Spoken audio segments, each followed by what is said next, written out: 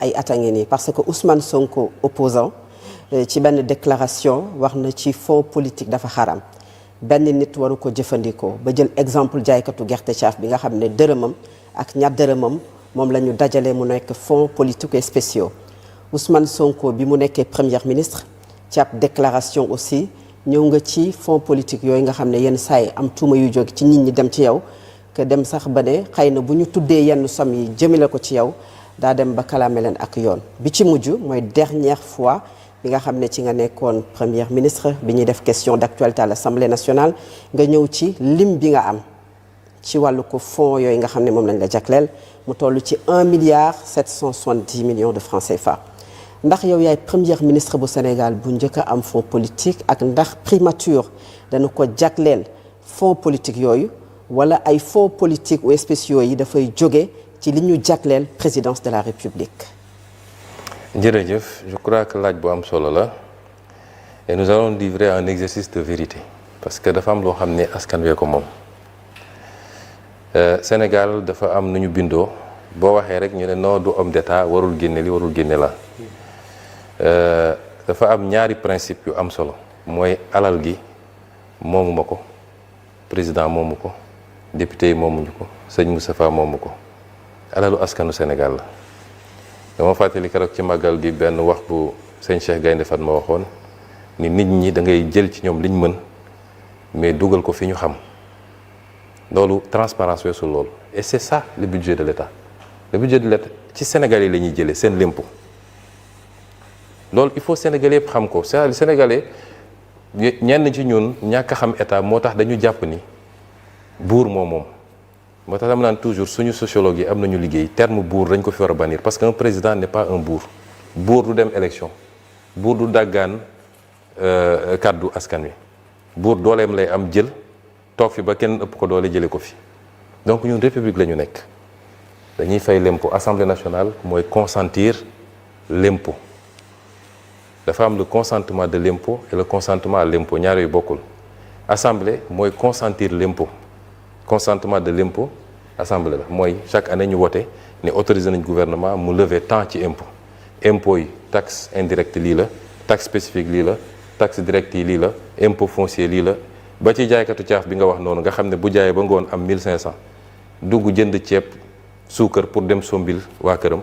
laaj nañ ko ci TVA te xamu ko xale étudiant bi dem jëndi carte crédit 1000 francs pour recharger laaj nañ ko ci TVA te xamu ko te li ëpp ci impôt bi mooy li ñuy wax l'impôt indolore parce que c'est un impôt indirect mooy TVA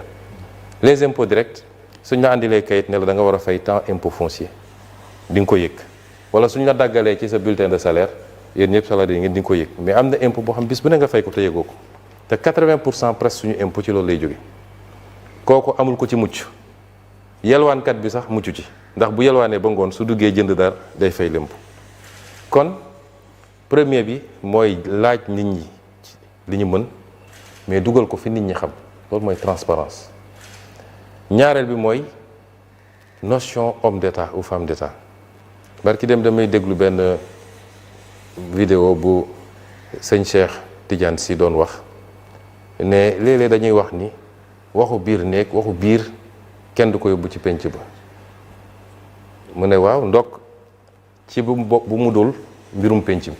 mbir mu concerne penc mi yëpp lu concerne penc mi yëpp il faut ñu teg ko ci penc mi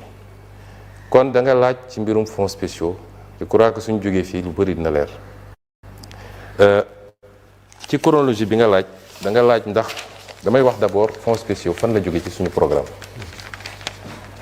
ñun suñu programme bi ñu duggee politique 2014 la ñu commencé wax ci li jëm ci Sénégalais dañu doon wax caisse noire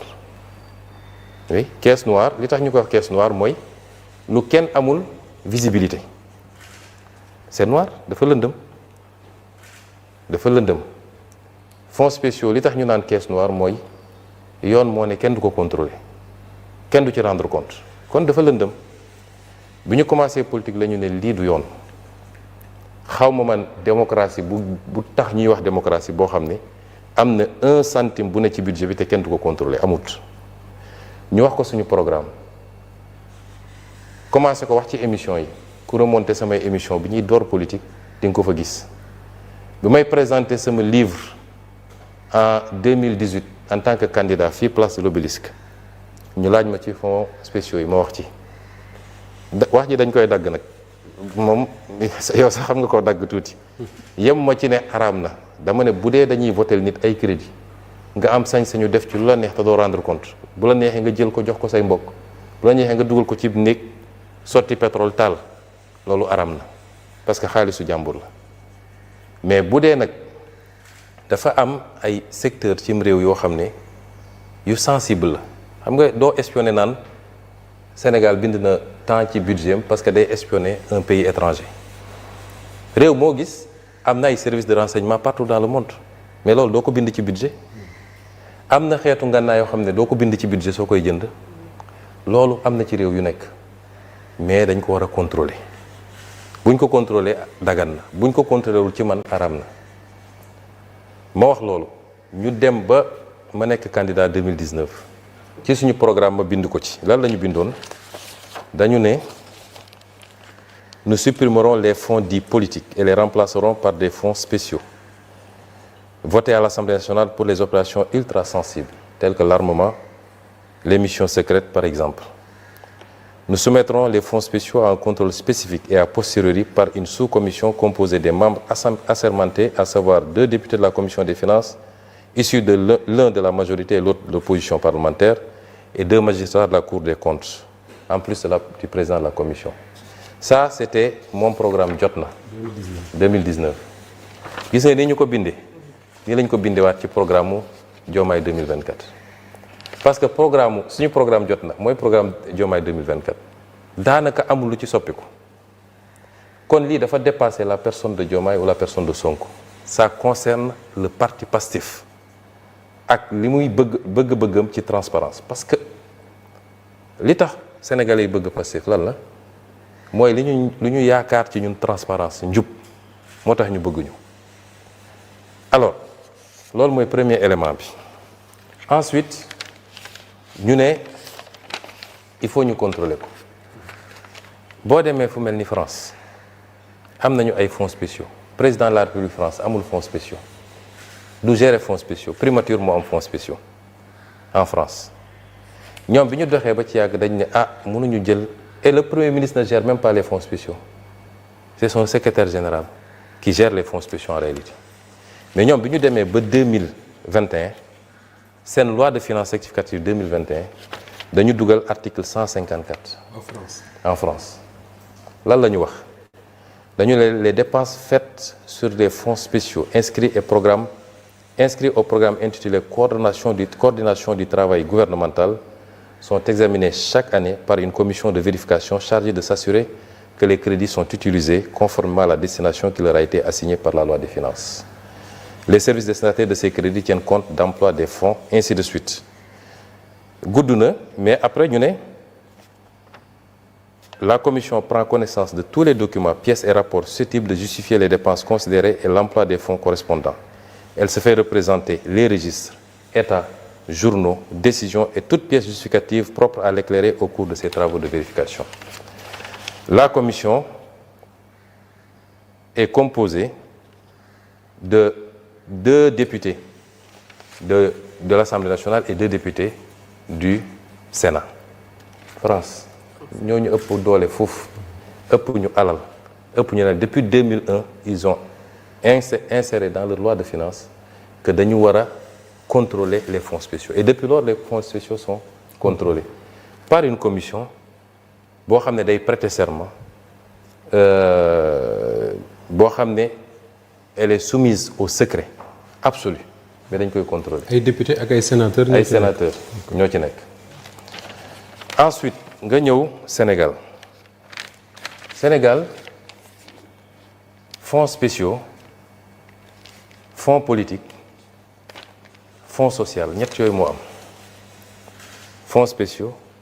fonds politique fonds social mais pour yooyu am il faut que mu am texte bu ko prévoir bu texte amul mënul am loolu bokk na ci li andi problème ci 16 bi ndaw soo su doon jiite 16 dafa ñëw amul texte bu prévoir fonds spéciaux pour le 16 moom mu ñëw créer fonds spéciaux boppam moo tax bi ko IGE contrôlé ñu jàpp ko ne dafa créer 3 comptes viré ci lu mat 2,136 milliards en parfaite irrégularité ñu ko koy retirel di ko jox en main propre loolu moo nekk ci rapport IGE bi amul texte bu ko prévoir bu doon dafa am texte bu ko prévoir IGE bu ñëwee wala Cour des comptes duñ ko xool parce que amuñu droit bi loolu mooy andi problème bi moo tax biñ ñëwee man rapport IGE yi ñëw amuma ci Massamba amuma ci benn Mademba ni mu ñëwee laa koy transmettre justice j'ai transmis ça n'a pas plu à tout le monde président sax bind na ma ci ma tontu ci waaye du ma dugg ci détails yooyu ça n'a pas plu à tout le monde et c'est des faits graves on va voir fan lay mujje parce que dafa mel ni dëkk bi moom bi ngay wax mooy conseil économique social et environnemental d'accord loolu mooy problème mu conseil moo fi nekkoon moom la ñu ko épinglé c'est la seule présidente li andi problème bi loolu la am na yeneen ñu ci dugg nag mais du ma ci dugg fi du ma ci dugg ci détails yi fii ci lenn ci li may boole ak président parce que dama bëgg Sénégal yi xam ni man président politique boolewu ma ak moom créer parti boolewu ma ak moom na créer 50 000 partis loolu terewuñu nelaw li ñu boole c'est les questions de transparence les questions de souveraineté yi nga xam ne mooy le fondement de notre action politique bref